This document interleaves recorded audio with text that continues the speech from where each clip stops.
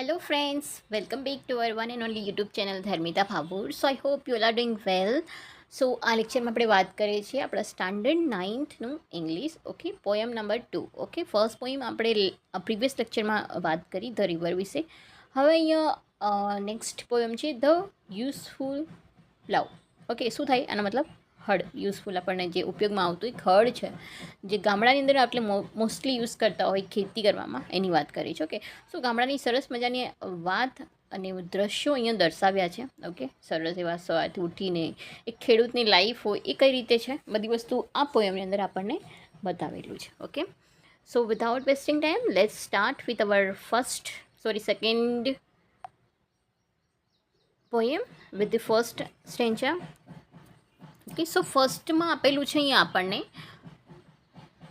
A country life is sweet. Okay, કન્ટ્રીની જે life છે એ સ્વીટ હોય. ઓકે, પછી એને ગામડા સાથે સરખાવ્યું છે. અ country life is sweet. A moderate cold and heat. કેવી હોય? મોડરેટ રીતના હોય.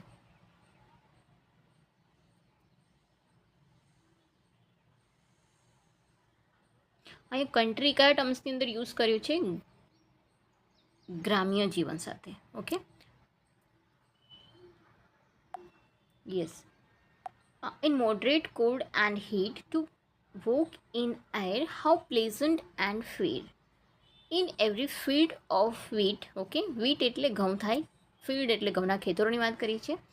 The fairest of flowers adorning the bowers, and every meadow's brow, so that I see no countryer may compare with them who cloth is grey. Grey એટલે જૂનાની વાત કરી છે. And follow the useful love. Okay, so a country life is a sweet. કેવી ગ્રામ્ય જીવન કેવું છે? ગ્રામ્ય જીવનની મજા છે એમ અલગ. Okay, in moderate cold and heat. કેવું? ક્યારેક ઠંડુ વાતાવરણ, ઠંડી ગરમી એકદમ મીડિયમ હોય. એવું નહીં કે પ્રોપર બહુ ગરમી પડે છે. ત્યાં એવું તમે ક્યારેય સાંભળ્યું નહીં ગામડાની અંદર કે બહુ ગરમી પડે છે. ઓકે, શું કેવું? એમ મીડિયમ રીતના હોય, ઠંડી પણ હોય, ગરમી પણ હોય. પછી to walk in the air, how pleasant and air. Okay, in every wheat of field. ક્યાં? ઘઉંના ખેતરની અંદર કેવું તાજી તાજી અને હવામાં ફરવું. આપણે ખેતરે ફરવા જઈએ ત્યારે આજુબાજુ કેવું ચાલતા હોય, ફરતા હોય, એમ મજા આવે તમને જોઈને જ દ્રશ્ય. ઓકે, તો forest of flower adoring the bowers and every meadow brow. Okay, એની જે ઘાસના આજુબાજુ જે ફ્લાવર્સ હોય ને બધી વસ્તુ તમે ફરો કિનારે કિનારે, કેવું આમ સરસ દ્રશ્ય હોય.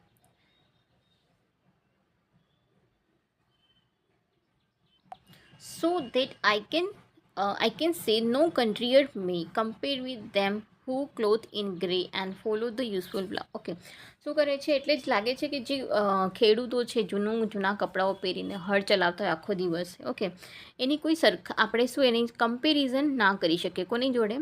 With them who cloth in grey. Okay, કોની જોડે? જે દરબારીઓ છે, રાજ દરબારીઓ છે, એની સાથે આપણે આ જે જૂના કપડાં પહેરીને હળ ચલાવતા લોકો, જે ખેડૂત છે, એમની સાથે કમ્પેર ના કરી શકીએ. કેમ કે એમની જીવન જ આખું અલગ છે અને એ લોકો બહુ સારી રીતના એકદમ પીસફુલી રહેતા હોય. ઓકે, ગામડાની અંદર. સો સેકન્ડ વસ્તુ જોઈ લઈએ. હવે લોકોને ઉઠવાથી લઈને એ બતાવ્યું છે સેકન્ડની અંદર. એ okay, they rise with the morning lark. Okay, તેઓ પરોઢિયે સુધી ઉઠી જાય છે એકદમ સવાર વહેલી. લાર્ક એટલે પક્ષીઓના અવાજથી. And labour till work almost dark. મતલબ એ સાંજ સુધી ઓલમોસ્ટ કામ કરે છે, સૂર્યા સુધી. Then folding their sheep they hasten to sleep. Sorry, then folding their sheep. જે એમના ઘેટા બકરાઓ હોય એમને વાડામાં પૂરી દે છે. અને હેઝન ટુ સ્લીપ એટલે ઉતાવળી જલ્દીથી સૂઈ જતા હોય. એવું નહીં કે બાર એક વાગ્યા સુધી ફોન જોવું, એવું બધું ના હોય.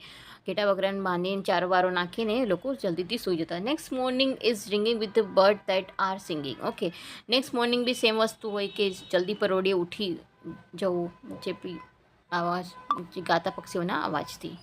On each green tender bough with wood content and merriment, the days are spent whose mind are bent to follow the useful plough. Okay, પક્ષીઓના કલરવથી એ લોકો ઉઠી જાય છે.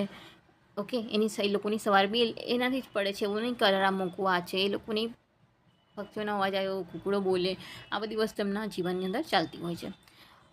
અને એ લોકો કેટલા સંતોષ શાંતિથી એમના જીવન છે એ વિતાવતા હોય છે. ઓકે, અને એમના જે જીવન છે એ ગામડાની અંદર લોકો પસાર કરતા હોય છે. ઓકે, અને એમનું કામ બી એ રીતના જ હોય છે. એમને એવું તમે કહેશો ને કે ચલો શહેરમાં જઈએ, તો એમનું મતલબ એકદમ મન બી મક્કમ હોય છે કે નહીં, ત્યાં એમને કામ કરવાનું છે, હળ ચલાવવાનું છે, તો એ લોકો ખૂબ જ પરિશ્રમ કરતા હોય છે. ઓકે, સો આઈ હોપ કે તમને આ બધી વસ્તુ સમજાઈ હોય. તો જોઈ લઈએ એકવાર ફરી. અહીંયા સેકન્ડ સ્ટેન્જ છે. Okay, the rise with the morning lark and labour till almost dark. Okay, તેઓ પરોઢિયે ઉઠી જાય છે, સૂર્યા સુધી કામ કરે છે. પછી તે folding the sheep and they hasten to sleep. Okay, એ લોકો એમના જે ઘેટા બકરા છે એને વાડામાં પ્રોપર બાંધી દે છે. પછી એ લોકો જલ્દીથી સૂઈ જાય છે. Next morning is ringing with the bird and the singing on the each green tender enough. Okay, તેઓ મતલબ લીલા કોમ ઝાડીઓ પર જે કલરવ કરતા પક્ષીઓ છે. ઓકે, એના અવાજથી એ લોકો ઉઠી જતા હોય. નેક્સ્ટ મોર્નિંગ એ લોકોની એવી રીતે સવાર પડતી હોય છે. અને એ લોકો વિથ ધ કોન્ટેન્ટ એન્ડ મેરીમેન્ટ, કેટલા એમ એન્જોય સાથે એ લોકો શાંતિપૂર્વક મજાથી એ લોકો એમની લાઈફ જીતા હોય છે. The days are spend those mind where bend to follow the useful. Okay, તેમના દિવસો એવી રીતે પસાર થઈ જાય છે. તેમનું મન છે, એમનું જે જીવન છે આખું એમને ખેતી કરવામાં વ્યતીત કરી હોય છે. ઓકે, અને લોકો મગ્ન હોય છે એમના કામ પ્રત્યે. ઓકે, સો આ હતું આપણું સેકન્ડ નંબરની પોયમ. ઓકે, સો નેક્સ્ટ લેક્ચરમાં આપણે વાત કરીએ છીએ એનું કમ્પ્રિહેન્શન. સો આઈ હોપ કે તમને આમાં સમજાયું હોય.